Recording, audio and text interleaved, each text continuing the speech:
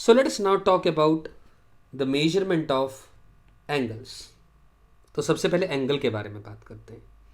An angle is considered as the figure obtained by rotating a given ray about its end point. रे और line में फ़र्क समझते हैं, याद है?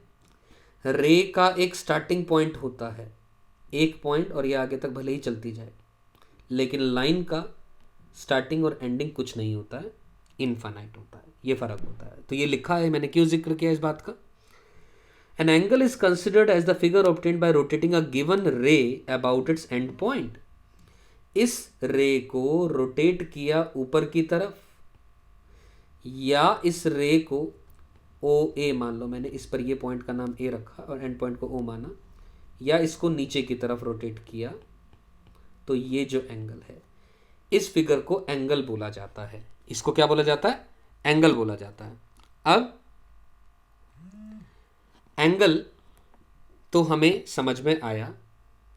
अब बात करते हैं मेजरमेंट ऑफ एन एंगल की. It is the amount of the rotation from the initial side to the terminal side. हमने, अब देखो, जैसे मैंने ये लाइन ओ ए थी, जो ये रे थी, इसको मैं इतना रोटेट करूंगा, या इतना रोटेट करूंगा, या इतना रोटेट करूंगा.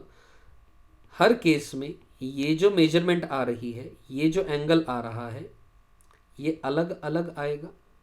आएगा कि नहीं आएगा? सही. तो इस मेजरमेंट को it is the amount of the, this measurement is the amount of the rotation from the initial to the terminal side. Correct. अब सवाल उठता है, मैं ऊपर की तरफ जा रहा हूं इस रे में, या मैं नीचे की तरफ जा रहा हूं. तो इसका भी कोई ना कोई लॉ या रूल या कन्वेंशंस बने होंगे. तो उसके लिए बात की sense of an angle. What is the sense of an angle? It is positive और negative accordingly as the initial side, यानी O A, rotates in the anti clockwise direction और clockwise direction to the terminal side. ध्यान से समझिए इस बात को.